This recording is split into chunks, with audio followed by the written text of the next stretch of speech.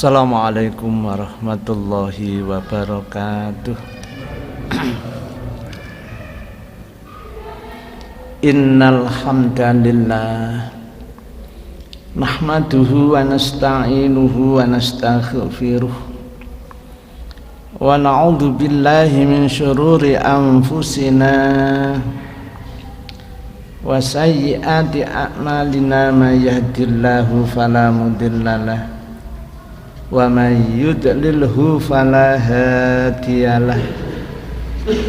Asyhadu an la ilaha illallah wahdahu la syarikalah wa asyhadu anna Muhammadan abduhu wa rasuluh la nabiyya ba'dah.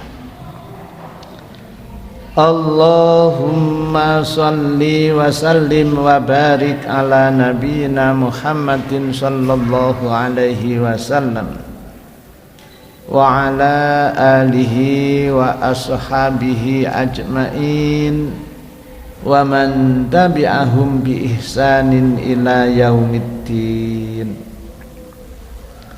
Ya ayyuhalladzina amanu taqullaha haqqa tuqatih wa la tamutunna illa wa antum muslimun.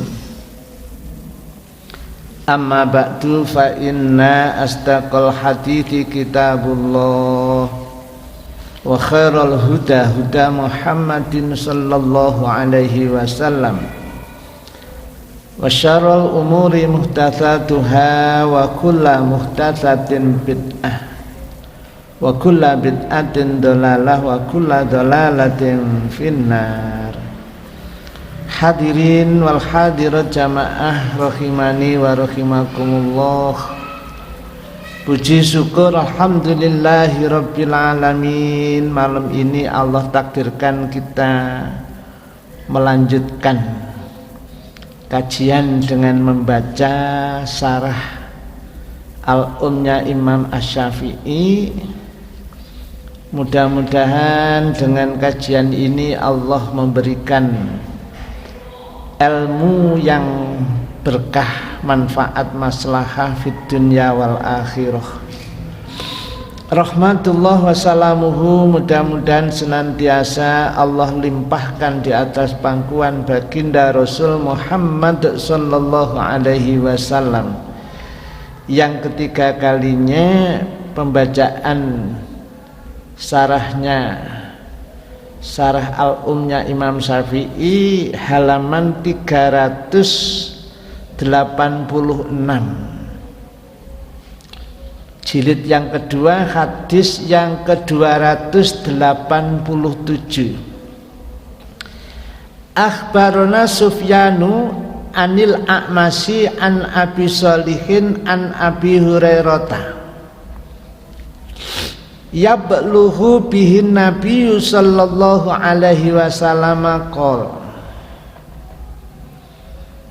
Dawe Nabi, al imamu utawi imam iku dhaminun penanggung jawab, wal muadzinu utawi muadzin iku mu'tamanun orang yang dipercaya.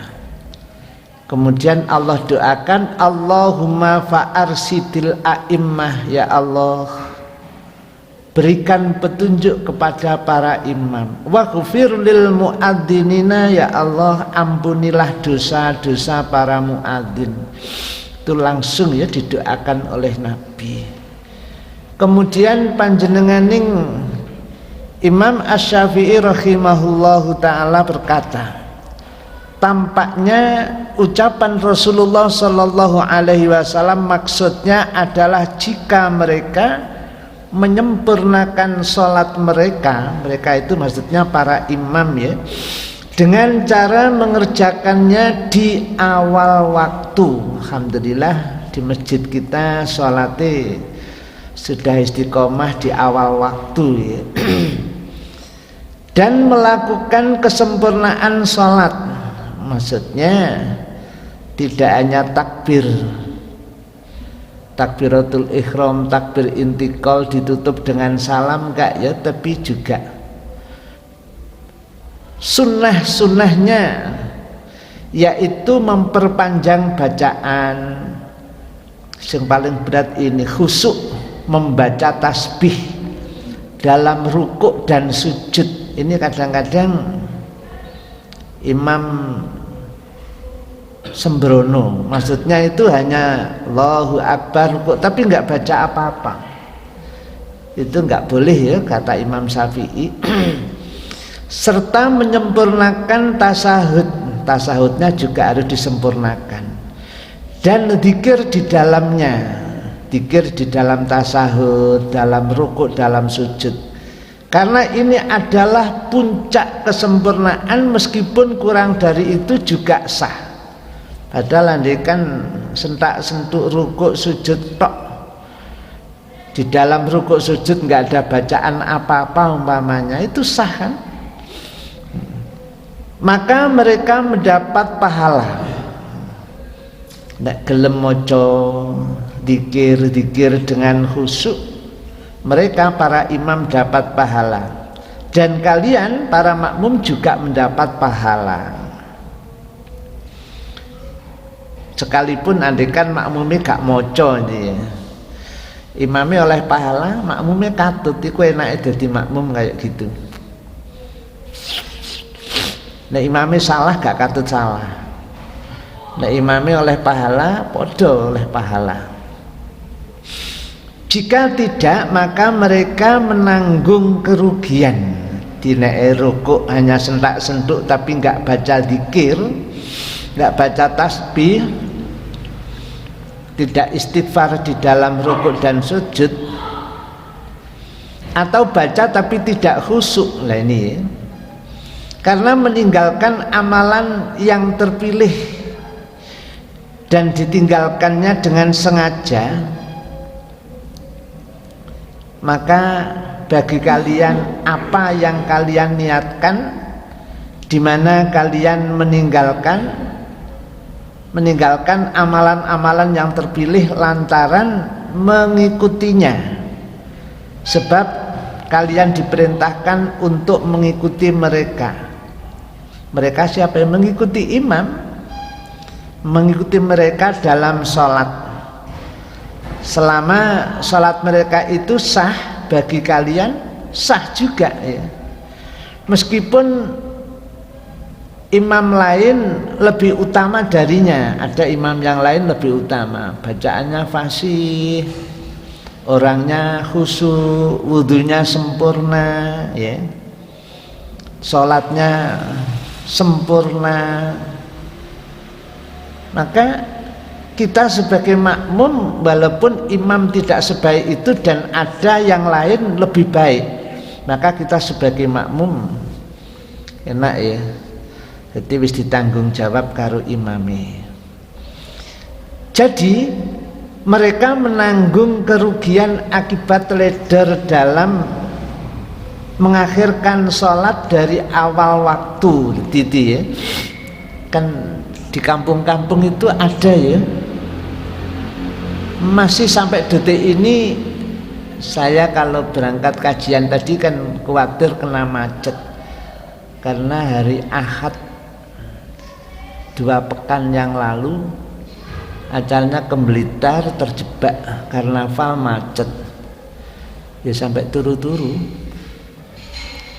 Kemudian Sabtu kemarin ini acara pagi di Gunung Kidul, berangkatnya Sabtu habis maghrib, itu ya terjebak macet juga karnaval ya. Itu kan sering kali ya saya dengar, saya dari rumah itu sholat di masjid kampung saya bergabung sholat jamaahnya di situ, terus berangkat. Sebelum berangkat itu ya persiapannya berangkat kadang-kadang mlebu metu wis kaya wis lengkap, tiba-tiba HP-nya ketinggalan. HP-nya wis katut, sudah agak jauh arep tuku bahan bakar, ternyata dompetnya carry, kembali pulang kan. Kadang-kadang itu terjadi ya, itu terjadi. Itu dengar di jalan itu, lah ya aku mau sholat wis suwi sana 1 jam lebih, bahkan kadang-kadang 2 jam loh. Di tempat itu masih ada yang mengumandangkan adzan. Yang sering itu saat kajian saya di Mojoroto Kediri itu ya, itu di Ngurah nggak jauh dari Gumul, itu masih sering kali dengar adzan asar. Nah, ini ulasannya Imam Syafi'i.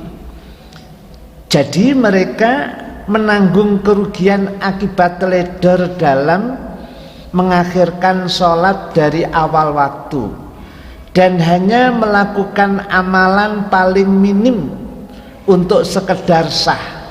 Jadi waktu ini wis garik saiki, kadang-kadang baru dapat separuh ternyata sudah adzan maghrib, yaitu hanya membaca rukuk saja, maksudnya Allahu Akbar rukuk, tapi tidak membaca tasbih, tidak membaca istighfar. Jadi ini kan subhanakallahumma, ya Allah engkau zat yang maha suci ya Allah, Allahumma gfirli, ampunilah aku ya Allah, kan itu dibaca dengan khusyuk. Tapi kalau waktu ini diundur-undur kayak gitu, akhirnya ya sentak-sentuk tok, nggak baca apa-apa, yaitu hanya membaca rukuk dan sujud tanpa melakukan amalan yang lebih sempurna di dalamnya. Maksudnya ya tasbih dan istighfarnya atau dzikirnya itu tidak dibaca. Kayak gitu ya sah, tapi itu minim sekali ya, maksudnya ngepres ya, masih sah sholatnya. Tapi saat baru akan takbir Allahu Akbar, barnya itu bareng karo waktune bar juga itu loh. Itu kan kecelakaan kan ya.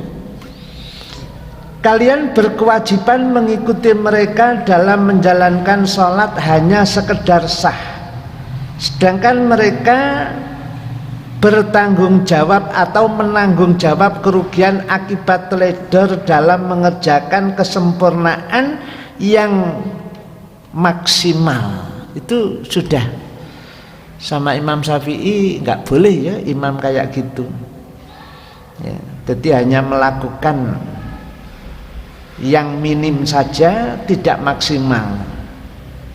Dimungkinkan bahwa maksud dari penjamin dalam hadis di atas tadi adalah para imam menjamin atas hal-hal yang tidak diketahui, yaitu bacaan dan dzikir dengan suara yang sir. Nah ini imamnya oleh ya, imamnya baca, kita sebagai makmum oleh podo itu mendapat yang sama dari apa yang dibaca oleh imam.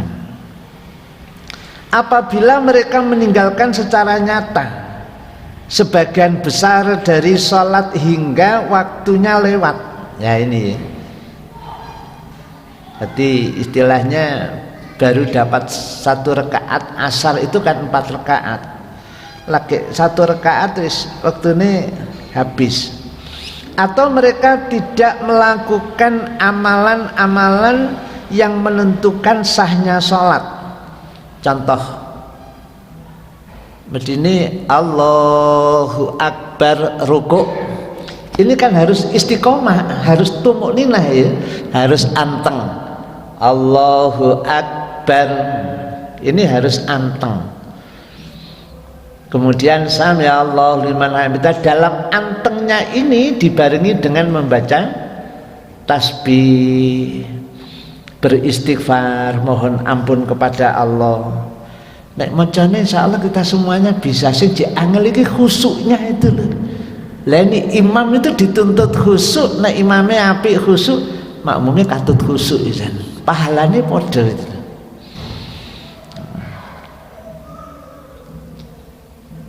Yang menentukan sahnya sholat, maka tidak seorang pun yang boleh mengikuti mereka. Jadi nek imam kok sampai tumuk ninai gak ono, lah ini tidak ada seorang pun boleh mengikuti imam. Karena kalau tidak ada tumukninah kan batal salatnya. Allahu Akbar, sami Allahu liman hamidah, Allahu Akbar. Enggak ada tumukninahnya itu loh ya. Pernah makmum gitu jenengan? Jenengan coba nang Blitar nang Udanawu 23 rakaat hanya 7 menit. Coba camang bayangno kaya apa kira-kira salate. Kan enggak ada tumukninahnya ya. Kalau begitu menurut dawuhnya Imam Asy-Syafi'i, imam yang kayak gitu harus ditinggalkan. Tidak ada yang dibolehkan makmum kepada dia kalau sampai tidak ada tumukninahnya. Kalau kita terlanjur di belakangnya ya mufaraqah, karena sholat kita enggak sah, imamnya tidak tumukninah. Lah mocone piye wong salate kayak gitu loh. Allahu Akbar, sami Allah liman hamidah, Allahu Akbar. Gak ono senggani sama sekali itu loh. Pertama kan Allahu Akbar, tumukninah dulu, anteng, sambil khusyuk untuk membaca subhanakallahumma bihamdika Allahumma ighfirli, atau subhana rabbiyal azim, subhana rabbiyal azim, subhana rabbiyal azim. Ya. Tapi nyatanya enggak ada. Maka Imam Syafi'i mengatakan imam yang kayak gitu tidak boleh diikuti karena tidak ada tumukninahnya. Maka kita sebagai makmum niatnya sudah mufaraqah. Mufaraqah itu imamnya mungkin kita masih dapat 1 rakaat, imamnya wis mari umpamane ya. Ya kita tetap saja. Karena sudah tidak makmum dengan dia, sudah lepas. Mufaraqah itu kan melepaskan diri dari apa? Imam. Jadi imamnya baruku basujud, kalau kita Fatihahnya belum selesai ya kita selesaikan. Dia sudah akan berdiri, ternyata kita masih baca surat, ya kita baca surat. Karena mengikuti imam malah tidak sah, karena sudah melanggar itu tadi. Maka tidak seorang pun yang boleh mengikuti mereka. Tidak boleh pula meninggalkan sholat hingga waktunya habis. Padahal kalau dia itu ngenteni kok nek wis mari terus baru sholat sendirian, waktunya entek, tidak boleh kayak gitu. Maka harus mufaraqah. Sebab bikin kok aku mari sholat waktunya habis, padahal sudah di belakangnya imam yang tidak ada tumukninahnya. Otomatis imam yang kayak gitu, katanya Imam Syafi'i, tidak seorang pun yang boleh mengikuti.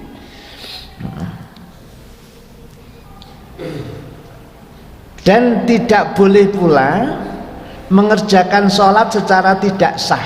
Maksudnya ya sentak-sentuk itu mah nggak ada tumukninahnya itu tadi, kan nggak sah sholatnya. Umat Islam harus sholat sendiri atau secara jamaah bersama selain imam yang berbuat kesalahan yang fatal seperti tadi. Berarti ya mungkin nyeret koncone yang di depannya, tarik ke belakang, isyarat kamu tak jadikan imam, aku makmum kamu, wong loro jejer. Di sana imamnya jalan, kita juga jalan ya. Makmum sendiri hanya 2 orang, karena 2 orang wis podo ngerti ini. Saat Imam Syafi'i mengulas sebuah hadis, wal imamudz dhamin wal muadzinu mu'tamanun, itu ternyata ulasannya Imam Syafi'i panjang sekali seperti ini ya. Itu jika ada yang bertanya, adakah dalil dari pernyataan Anda lah ini ya. Jadi andaikan ada yang bertanya begitu, Imam Syafi'i menjelaskan, jawabannya adalah firman Allah Subhanahu wa Ta'ala dalam Al-Qur'anul Karim surah An-Nisa, yakni surat yang keempat ayatnya yang ke-59. A'udzu billahi minasyaitonir rajim. Ya ayyuhalladzina hu iling wong-wong akeh amanu kang padha iman sapa ya si wong-wong akeh atiu padha taat nira kabeh Allah ing Allah. Ini ya dalilnya Imam Syafi'i. Wahai orang-orang yang beriman, taatlah kehadirat Allah Subhanahu wa taala, wa atiur rasul lan taat nira kabeh menyang Rasul sallallahu alaihi wasallam, wa ulil amri lan taat menyang pemerintah. Ulil amri yang bagaimana? Minkum, dari golongan kalian, bukan golongan mereka tapi golongan kita. Kalimai wa ulil amri minkum. Fa in tanaza'tum mongko lamun silang pendapat nira kabeh fi syai'in ing dalem apa wae. Kalau terjadi silang pendapat, farudduhu mongko balekke nira kabeh ing perkara yang terjadi silang pendapat, dikembalikan kemana? Ilallah, kehadirat Allah, maksudnya dikembalikan kepada Al-Quran wa Rasuli dan Rasulullah Muhammad sallallahu alaihi wasallam. Menurut sebuah pendapat, ayat ini turun berkaitan dengan para pemimpin pasukan. Ketika mereka berselisih pendapat tentang sesuatu, maka mereka memerintahkan untuk mengembalikan kepada hukum Allah, kemudian hukum Rasulullah. Gimana, bisa dipahami ya?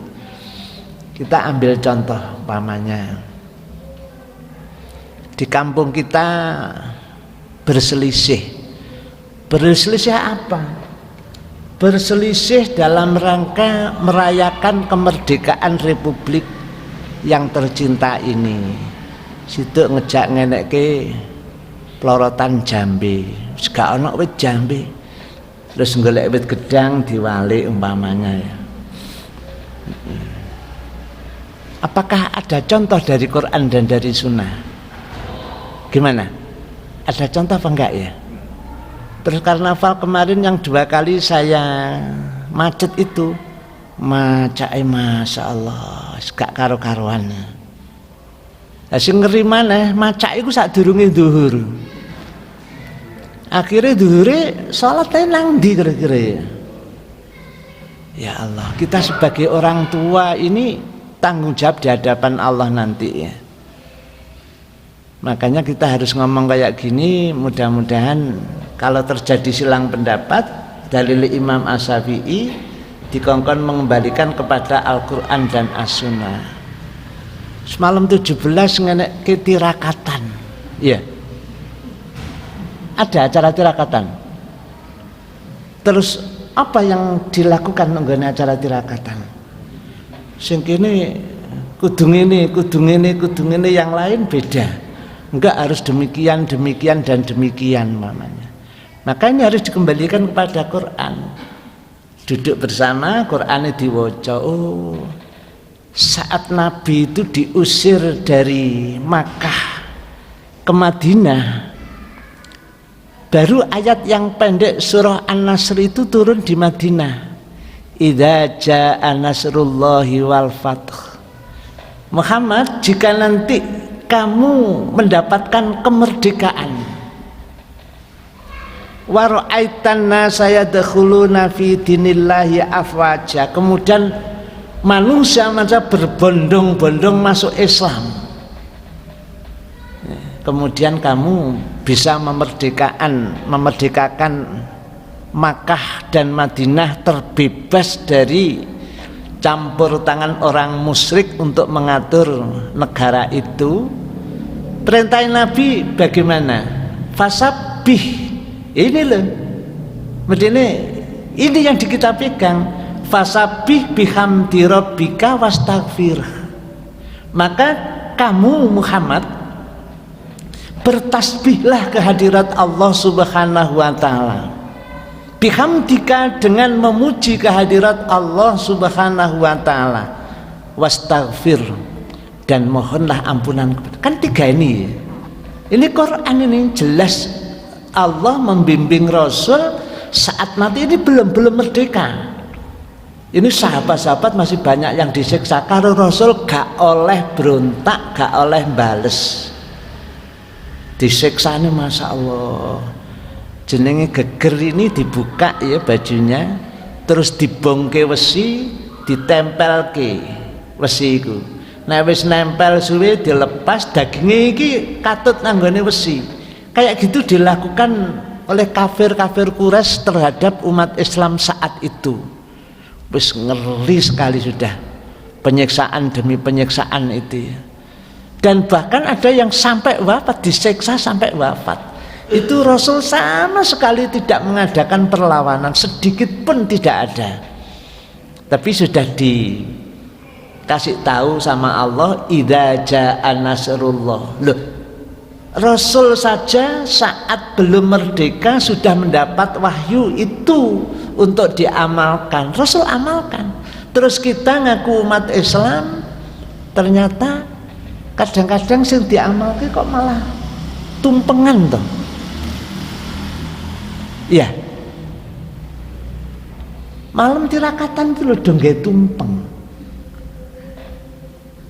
Terus iwake petek diutuhke, mekungkung jenenge ingkung. Ya. Terus karo sesepuhe kono ditandukke atau diujubke. Derek Kasumerapana bilih menika sekul suci ulam sari kagem caos dahar ring danyang lho. Kok nanggone danyang? Mestinya kan tadi jelas ya. Fasabbih bihamdi rabbika. Kita disuruh kembali ke situ. Itu menurut Imam Asy-Syafi'i. Kalau terjadi perselisihan di tengah-tengah masyarakat, kita harus segera mengembalikan yang kita perselisihkan itu kepada Al-Quran dan kepada As-Sunnah. Jadi menurut hukum Allah, kemudian menurut hukum Rasulullah Sallallahu Alaihi Wasallam itu ya, maka alhamdulillah Rasul membuat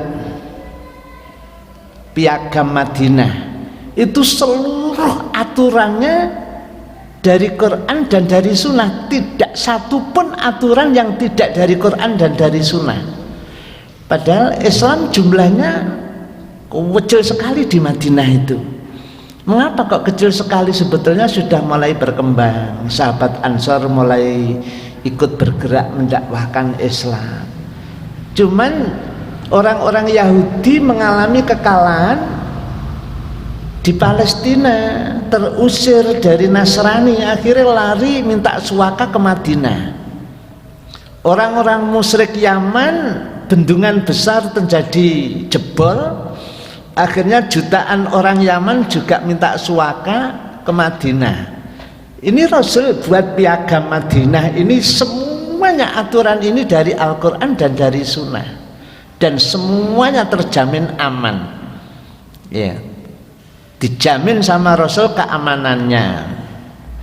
Tapi ternyata piagam Madinah ini banyak dikhianati oleh orang-orang Yahudi, orang Nasrani, orang kafir, orang musyrik. Mereka terusir dari pelanggarannya sendiri karena melanggar piagam Madinah itu. Akhirnya terusir dari Madinah orang-orang yang melanggar itu, karena perjanjiannya kamu boleh ya, saya kasih suaka di negeri ini dengan syarat A, B, C sampai Z. Ternyata kamu langgar, sudah kamu pulang aja karena kamu sudah melanggar dengan perjanjian. Diusir betul sama Rasul Sallallahu Alaihi Wasallam. Iya.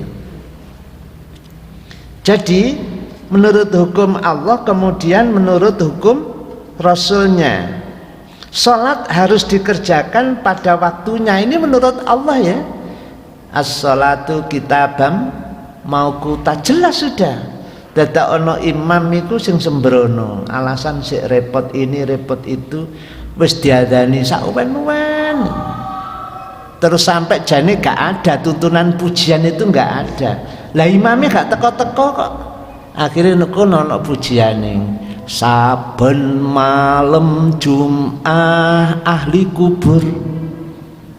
Iki kok enek roh keluyuran ke blangkrah opo to ya? Sudah mati lo kan kok suruhnya keluyuran itu loh. Nggak boleh ya kalimat itu diucapkan oleh kita yang sudah ngaku muslim, karena itu bukan keyakinan kita, itu keyakinannya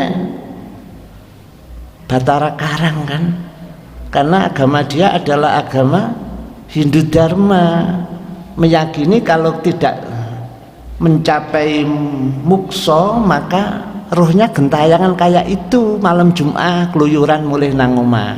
Itu sing bahaya mana nang mall barang ya. Ya. Itu enggak ada ya dalam Islam syariat kayak gitu, keyakinan kayak itu tuh enggak ada. Itu masalah kesalahannya imamnya sembrono, akhirnya nenggone masjid untuk menghibur diri terus saben malam Jumat itu tadi malih muni-muni kemalian ya.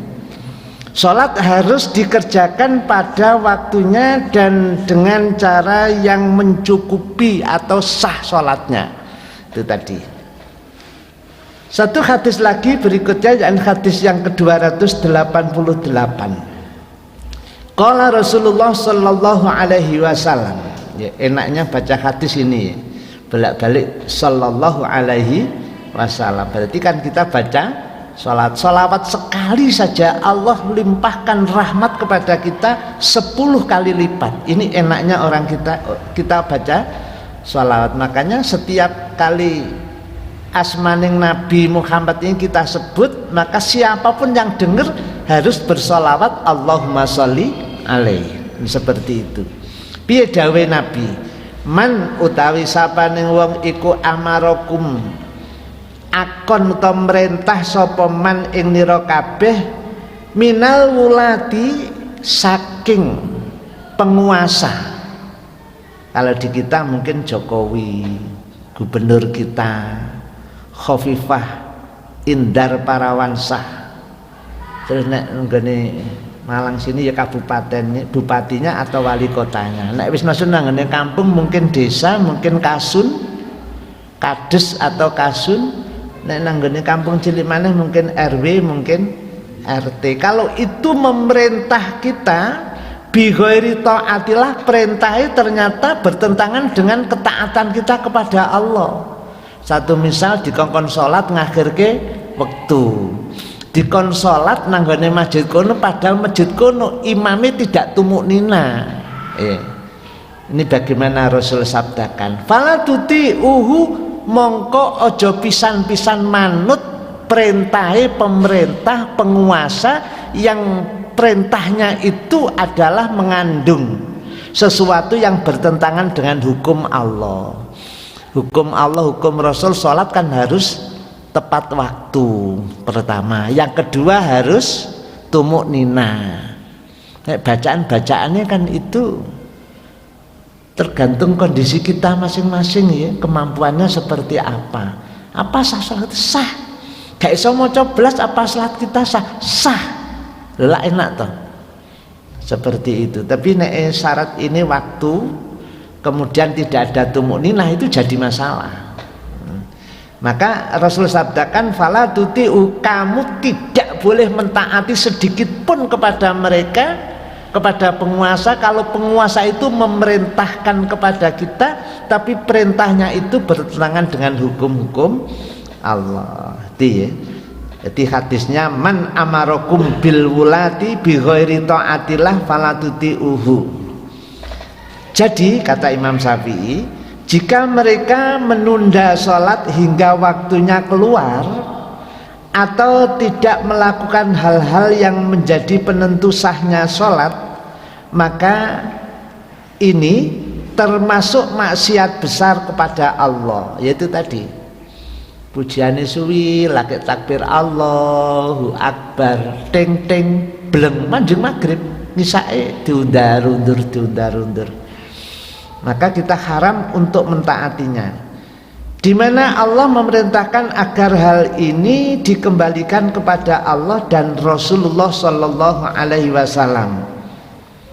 Karena Rasulullah Sallallahu Alaihi Wasallam, Allah dan Rasulnya memerintahkan agar seorang pemimpin tidak ditaati dalam karena ini. Maksudnya imam ini kan pemimpin sholat kita, ternyata muadzine dikandani kok nek adzan asar jam 5 wae, kok pujiannya setengah jam. Berarti kan garek ya entek waktune. Ya. Perintah yang kayak gitu kita tidak boleh taat. kita harus apa ya, membantahnya. Kita harus melakukan sesuai apa yang Allah perintahkan. Ini Imam Syafi'i mengulasnya kayak gitu. Masih sedikit ulasannya Syafi'i. Saya menyukai adzan karena Nabi Shallallahu Alaihi Wasallam bersabda, ampunilah para muadzin. Ini Imam Syafi'i, aku menyukai adzan. Di Imam Syafi'i iki timbangannya dikongkon ngimami seneng adzan, memilih dirinya jadi muadzin. Apa? Saya tidak suka menjadi imam karena imam itu adalah penanggung jawab, ya, bertanggung jawab atau pertanggungan jawab atas imam serta hal-hal yang harus dikerjakan imam dalam sholat. Jika seorang menjadi imam itu harus tanggung jawab semuanya, ya, kalimat Nabi wal imamu domin. Maka sayugjanya dia bertakwa kepada Allah dan menjalankan kewajibannya sebagai seorang imam. Nek muadzin itu kan tidak tanggung jawab nanggone jamaah kan muadzin. Tapi dongane mantap, didoakan sama Nabi tadi di dalam hadis sebelumnya. Ya, doanya Nabi ini,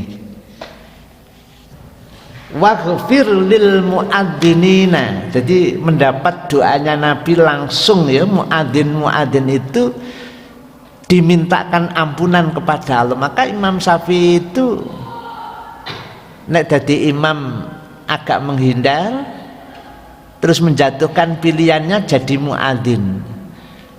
Saya loro-lorone gak pas. Maksudnya apa? Ngimami ya gak patek fasih, suaranya tidak mendukung, pemenah digawe azan. Ya, ini mengkhawatirkan kalau yang azan saya wong-wong harus dalam masjid malah gak situ. Ya. Nah, tapi kalau memang dua-duanya kita bisa memilih dan diberi kesempatan untuk memilih, tentunya Imam Syafi'i menjatuhkan pilihannya untuk jadi muadzin, tidak jadi imam, karena tidak bertanggung jawab kepada jamaahnya. Tapi dongane mantep, ya, dimintakan ampunan kehadirat Allah Subhanahu wa taala. Itu alhamdulillah selesai bab itu. Berikutnya insyaallah yang akan datang babnya yang ke-82, keharusan imam, insyaallah. Sebelum kita tutup mungkin ada yang perlu. Oh nggih, monggo terus pundi.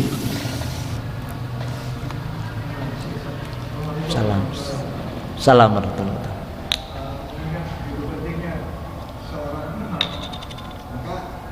Yang saya tanyakan, siapakah yang bertanggung jawab memilih seorang imam yang betul-betul sesuai dengan sunnah?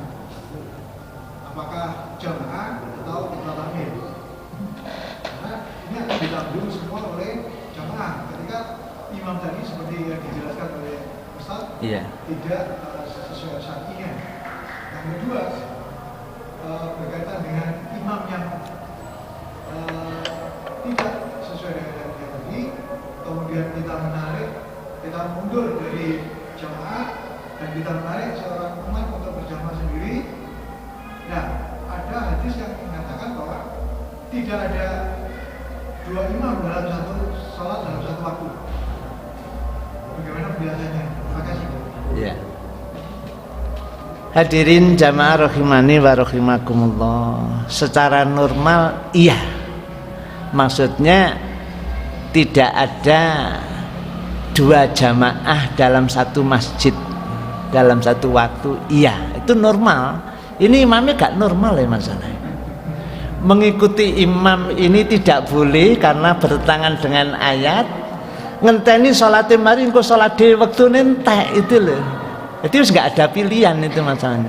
Tapi kalau ada pilihan otomatis memilih. Terus kemudian bagaimana? Ya tentunya kita kalau menunjuk seorang imam Ini harus difahamkan fikih dulu. Kalau nggak paham dengan fikih imam, akhirnya ya seperti tadi.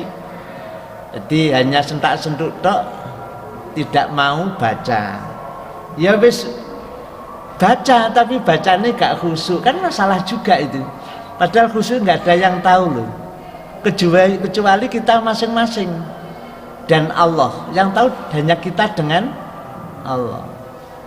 Kalau sholatnya gak khusyuk, jenengan gak pirsa, jenengan khusyuk, saya pun juga tidak tahu, sama-sama tidak tahu. Maka harus faham dengan fikih jamaah, minimal yang sudah dijelaskan oleh Imam Syafi'i, lengkap dengan Quran dan hadisnya ini enak.